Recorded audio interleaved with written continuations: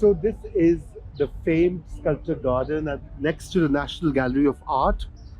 And I'm just going to quickly do a round. You can see what a beautiful little corner where you have this amazing mosaic by this very famous artist of Russian origin. And this mosaic was actually installed at a home in Georgetown and inspired by Greek mythology. So this is Marc Chagall, and this was then brought from that Georgetown home and installed here in this corner. You can see that on the right is Orpheus, the Greek um, figure who is the central character of this mosaic. And then you have different mythological characters, including the sun and those and that character who flies with wings of wax close to the sun. But the most important part is the migrants on the bottom left. So these are people coming in, migrating, and that's the sea. And so it's an ancient theme of migration that this mosaic represents. And then you have in that bottom right corner a couple under a shady uh, tree or whatever. So this was created in 1969 with the help of Italian mosaicists. And imagine how much work would have gone into the panels and then brought it here and installed at this beautiful sculpture garden. It's very small, but what I like about it, it's very contemporary and it showcases a lot of modern pieces from the 20th century, from in fact 21st century as well. So let's go to the other parts and I'll show you. So we are now going to be passing by the cafe, and that cafe is, again, you can see how it has been stylized, almost looks like a architecturally very thoughtfully designed to blend into the overall style and mood of this little garden. And you can see there's so many people out here. It's a sunny day, and so that's a spider, again another modern piece. And that spider, it's a French artist who was inspired by her mother, whom she thought worked like a spider. Of course, many people are scared of spiders, but here in this particular case, spider, being a spider, represents the detailed sort of nature of the motherly both love and attention. And also I guess she was uh, an artist of sorts who used to work on medieval tapestries and wove them, repaired them. So that particular idea also is can be found in this sculpture. So on the left are really abstract pieces. I'm sure they have a meaning, but honestly, I don't know. But this one is really important. On the left, as you can see, uh, this is a Polish artist, Magdalena, who has created this installation of headless girls in a particular pose, but curated in a corner. And because of a Polish background, so it also is reminiscent of Holocaust, how a lot of girls and people in during the Holocaust, so these were girls discovered dead, and they had inspired. So it's very sad and very, very somber, the mood, but it gives an amazing spatial dimension to this installation. And let's quickly go to other pieces before it gets really hot, because we have to go to the National Gallery of Art, which shuts down in an hour's time. And obviously we want to go and see some of the masterpieces there, the Italian, the French, and also many contemporary pieces there. But I thought that this sculpture garden is a great place to show you. So let's move here. We'll take another walkway. You can see how all the different buildings and around this garden complement the style and the spatial idea behind this garden. So you have the National Archives Museum, you have other departments, you have both the artistic heritage and the, achievement, accomplishments in America. So this is Barry Flanagan, Thinker on a Rock, inspired by Dante's The Thinker on Hell. Yeah, and you can see the horns, and it's very interesting. It's a modern version. This was done in 1997. So think of by Rodin. Yeah. So this one is another interesting pyramid. Again, uh, depicting the concrete style. Because modern America employs so much of concrete, and it represents both the uh, within concrete, multiple dimensions have been created, and that's the good part of the representation of how uh, something as ordinary and lifeless as concrete can say so much. That's what I like about this. Here is a steel. So this represents the United States by another modern artist. So as you know, concrete, steel. This is what America and its so-called progress represents. All the buildings in New York and Chicago, and all the progress with railroads and big highways. So I guess in a way, these materials define modern sculpture. So on over there is another interesting and complex structure. So take a look and see what it's by Christopher Wool, uh, and it's untitled, and it is again a very interesting. It can represent the shape of an animal. It also, again, this is done through with bronze, stainless steel, and copper. So these materials are dominant in so many sculptures, but alongside sculptures, I think the curation is excellent because you have these two beautiful trees just next to these sculptures. In fact, three or and four. So these trees are, in a way, if you see how materials like concrete and copper and steel complement the nature, and how what the shape of these trees represents. So that's the interesting part of this.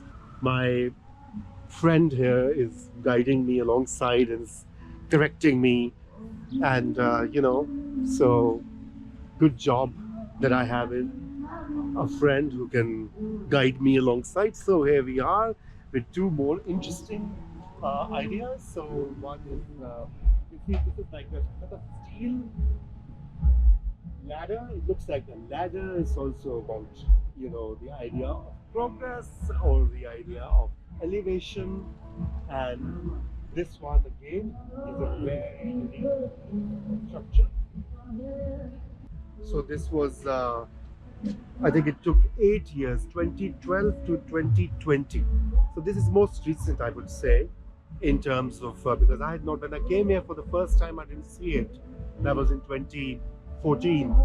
And and then I guess I do want to go to the tree. I mean, there's so much to see here, but I'm just picking some special ones. And so let me show you more stuff. And but the trees, and this one is also quite unique because this is very intriguing.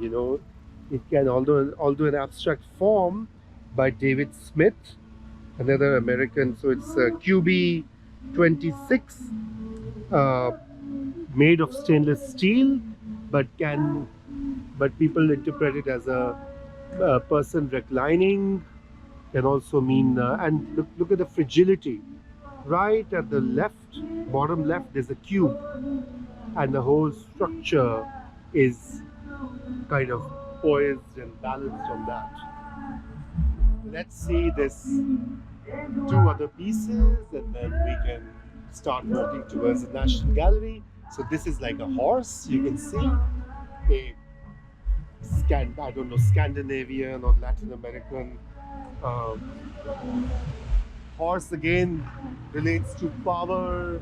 It was the ancient or mode of transportation in wartime, in peacetime. This is Alexander Calder Cheval Rouge, 1974, painted sheet metal. Again, lots of metallic metal, And here we come to another interesting, rather stunning tree made of stainless steel.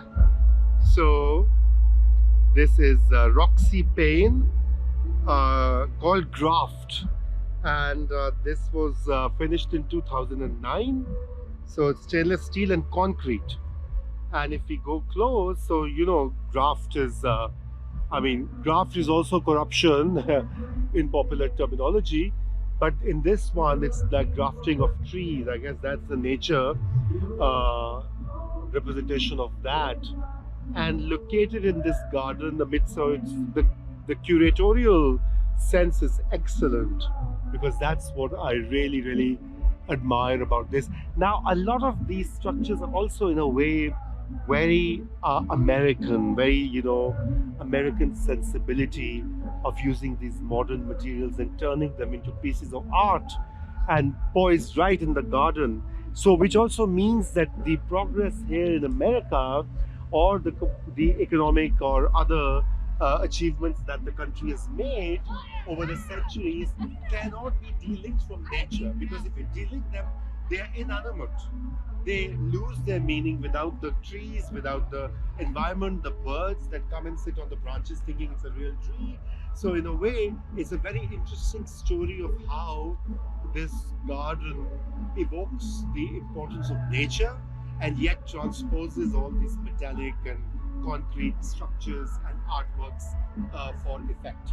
So I guess it's very noisy. There's a concert close by going on, something religious, Christian nationalist stuff. Finally, that's the cafe that we saw. So it is inspired by the French metro train stations or entrances, and so you can see a bit of, the Americans are pretty much inspired by the Europeans, as we know.